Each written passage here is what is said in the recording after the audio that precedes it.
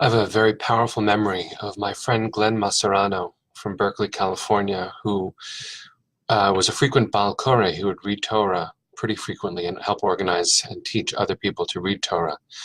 He's a very special Torah reader and a very special person in that he always has his emotions in his voice. So here I was, Simchat Torah, this incredible moment where we conclude the reading of the Torah and we're about to begin it again, and suddenly it occurred to me that Glenn was going to read.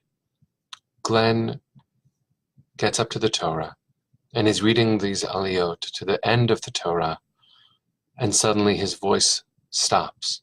I hear him catch his own voice in his throat, and I look at him and I see that there's emotion on his face, and I suddenly realize something that of course I knew, which is that we were reading the end of the Torah, which includes Moses' death.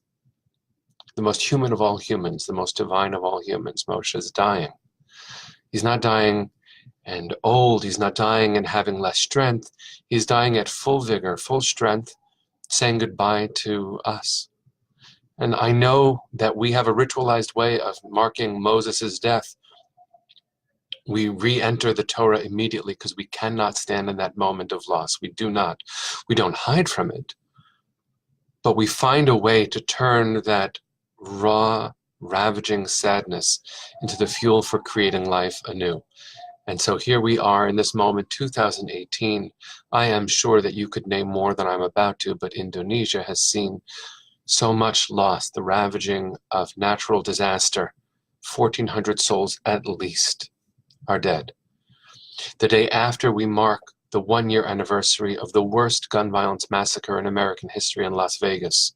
It was a chag, it was a holiday, so I didn't post anything, and I feel not just the absence of the posting, but the loss of more than 50 souls and 800 people shot in one gun violence epidemic moment, let alone the ravaging moment of American history that we are living through, where a woman's testimony is being played like a football, and the other testimonies of other women who have said, I have held back from talking about my own assault, my own suffering for years and years, because not just the public stigma, but the personal shame and the patriarchy, which makes it hard to speak of one's truth. Those are 3 things, only 3 things that we are living through in this moment.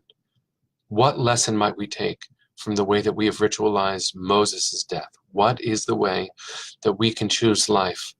I think that Judaism and other traditions offer us this incredibly important, loud, proud, honest call, which is to say, we do not evade our moments of loss.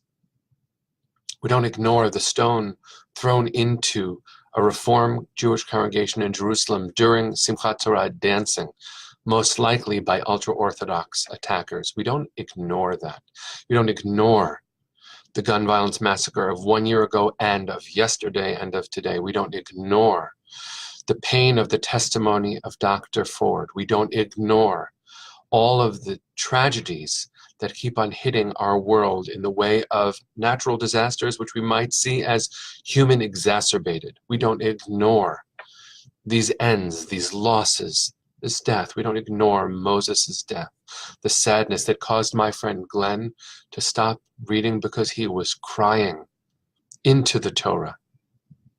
Because when we recount these moments, we cry, we scream, we march, we act. It is because we do not miss or ignore or minimize these moments that we are so alive. So my friends, what I'm asking you to do is not ignore the true ravaging pain of all of these moments, but like we do in our ritualized moments with Torah, we see ourselves as agents of life and of change and of choice and of action. We are not permitted the immobility of hopelessness. That is a sin. It is a sin to lose hope. Our greatest teachers, including Elie Wiesel, have taught us that. We are not permitted despair. The strangest of all songs is our anthem, Od lo avda tikvatenu. We have not yet lost hope. It's odd, and I say this all the time. It is odd that we have not lost hope, because there's plenty of reason. Whether it be a tsunami or an earthquake or a gun violence massacre or the loss of a dear teacher or the assault on a woman, We have work to do. We have important, important work to do. What I'll ask you to do is be a part of the beginning and not ignore the end. We do not ignore the sadness of Moses' death, of a promise unfulfilled, of the work yet to be done. We don't ignore those things. What we do is we say, here I am, Hineni. And things can be different now because I am paying attention. I am alive.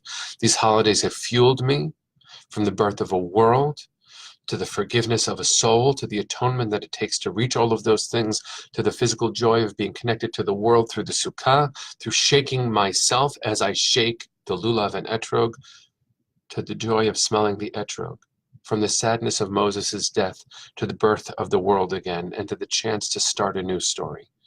So I invite you, and boy, am I trying to invite myself into the life of this moment that Moses fought so hard for. He gave his life so that we would learn from his model. That might not sound so Jewish, but the reason why it speaks to so many faiths is because we are part of it.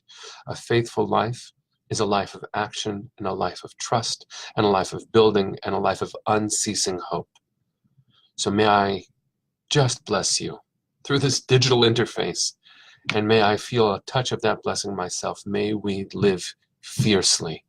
May we live courageously.